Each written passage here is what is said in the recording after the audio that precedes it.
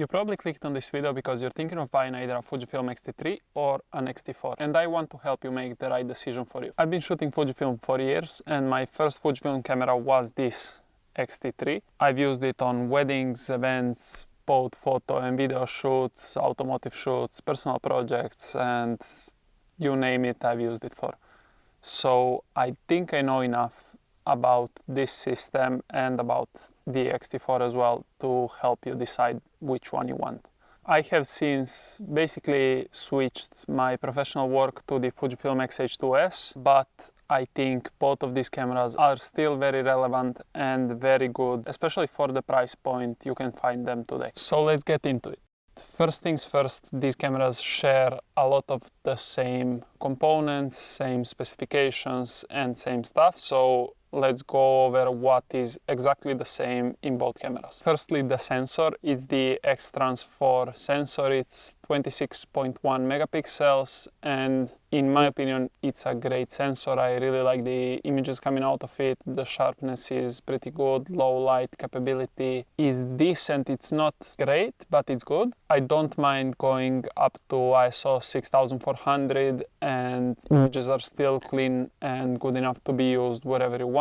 I even pushed my X-T3 to 10,000 and 12,000 during some festival shoots where the light was very limited and definitely not ideal shooting conditions, and I managed to use those files, deliver the files to the clients, and they were happy with what they got. So you definitely can push the ISO to the max on these cameras. They will be exactly the same in terms of image quality and low light performance and anything that comes to what the sensor of the camera does. They also share the exact same processor, which is the X processor 4. That means they have the exact same autofocus system. At the time of release, the X-T4 had a little bit better autofocus, but with all the firmware updates that both cameras got, they are now on the exact same level, and I haven't noticed any difference in the autofocus performance between them. So that's another thing where whichever you choose, you'll be getting the same thing. With both cameras, you get Fujifilm film simulations, and you basically get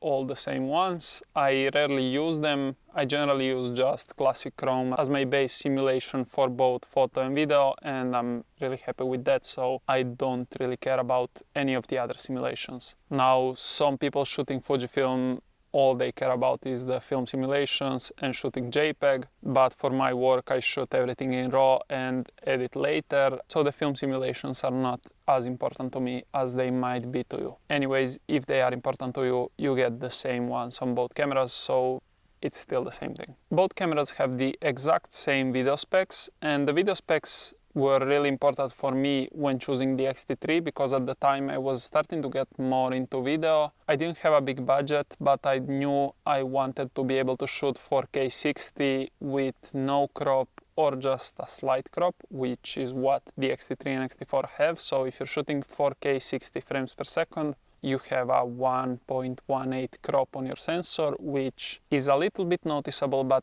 it's not a deal breaker in my opinion, and it's still really usable as long as you're not in extremely tight spaces and need as wide of a shot as possible. But if you are in a tight space and need full sensor readout, you can shoot 4K 24 and 4K 30 frames per second without any crops. Another impressive thing when it comes to video with these cameras is shooting 10-bit 420 video. Nowadays, this is quite standard, and a lot of cameras do shoot 10-bit, either 420 or 422, but at the time the X-T3 came out, you couldn't really get internal 10-bit video for such a low price. And especially when I bought the X-T3, there was nothing on the market that you could get under €1,000 used, which gave you the option to shoot 4K 10-bit video internally. You can generally do it externally with an external recorder or something like that, but those are expensive, and here we're talking about budget cameras, so I would completely disregard those.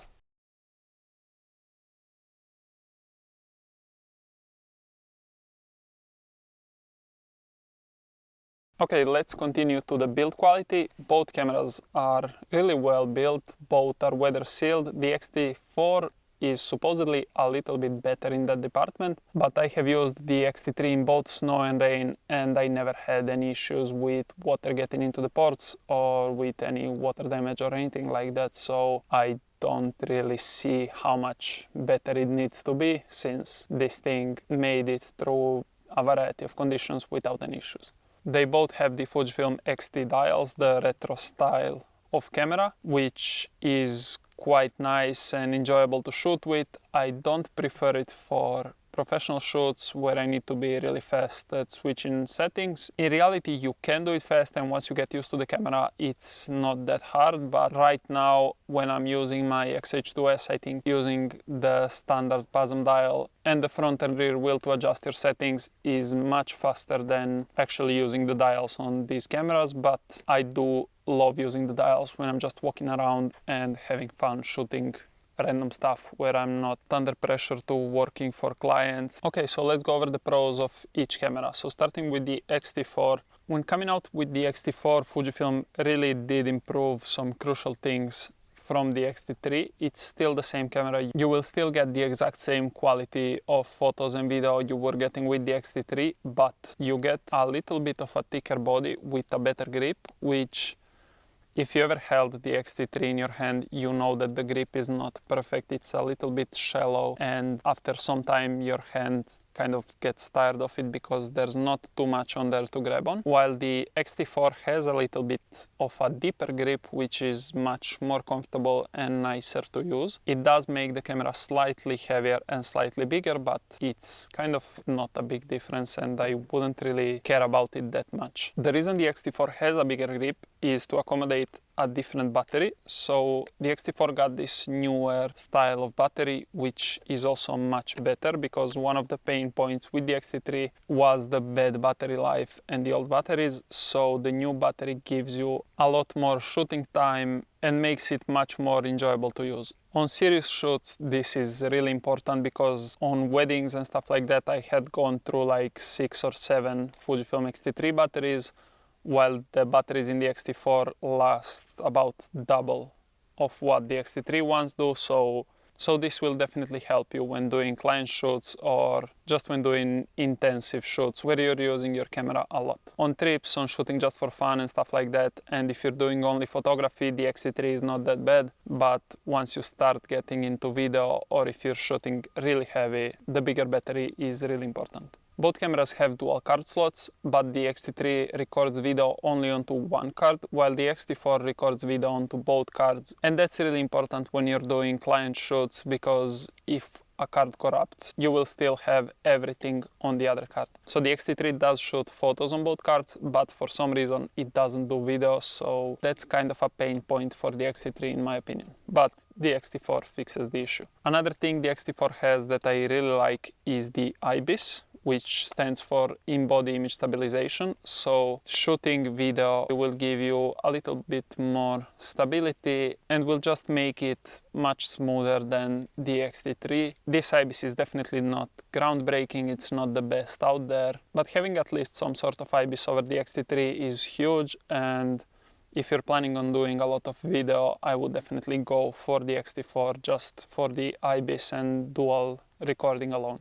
When it comes to photography and the drive settings, the X-T4 does 15 frames per second with the mechanical shutter, while the X-T3 does 11. And with the electronic shutter, I think they go up to 20 frames per second. But the electronic shutter is not that good, and the readout speed is not fast enough. So depending on your subject, you might get some distortion of things that are moving fast, and yeah, definitely not ideal. Now, the only thing I really use electronic shutter for is wedding ceremonies, where basically nothing is really moving, and I like my camera to be completely silent if I'm in a church or something, so I don't really distract for what's going on. But other than that, I will always use mechanical shutter.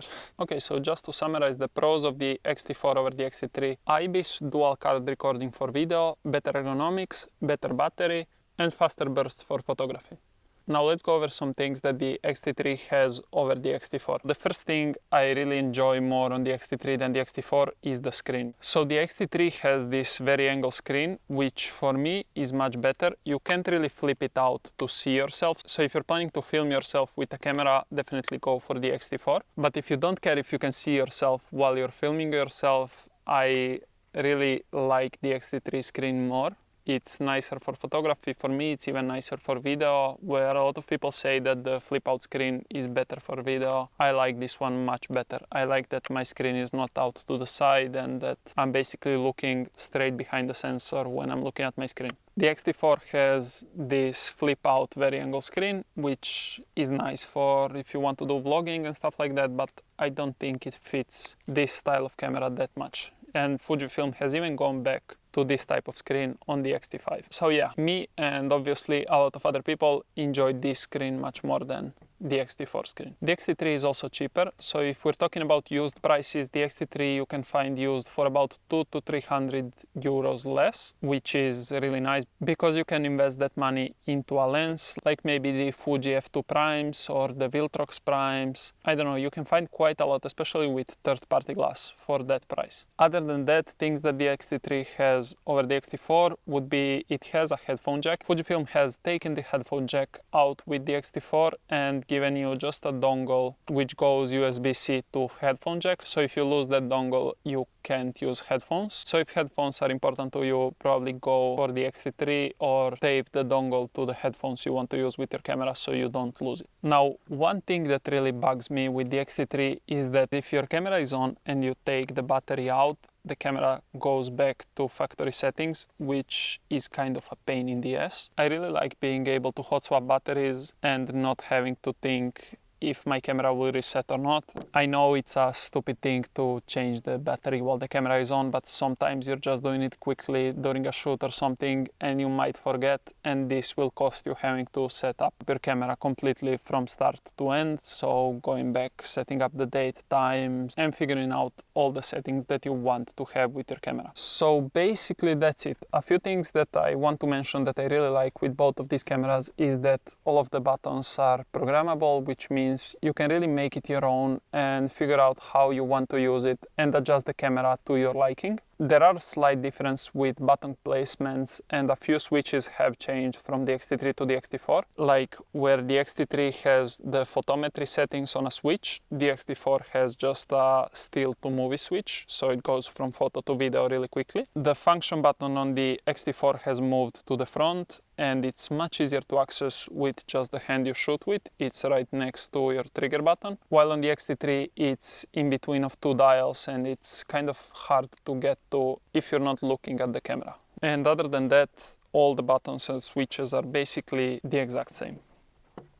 Another thing to have in mind is that the X-T3 came out in 2018, so it's quite old now. And one thing that happens to these cameras is that the internal battery dies. So the camera has obviously the normal battery that you have here, but it also has an internal battery which is meant to save your custom settings and everything else in your camera. Unfortunately, with the X-T3s, that battery dies and it's not really replaceable. So if you leave your camera without a charged battery, it will lose all your custom settings and it will reset to factory settings, which is not ideal. This has not happened to all the X-T3s, but I know it has happened to quite a lot of them. I know people that have X-T3s that don't have that issue yet, but it is a thing that might happen if you buy an X-T3, so just keep that in mind.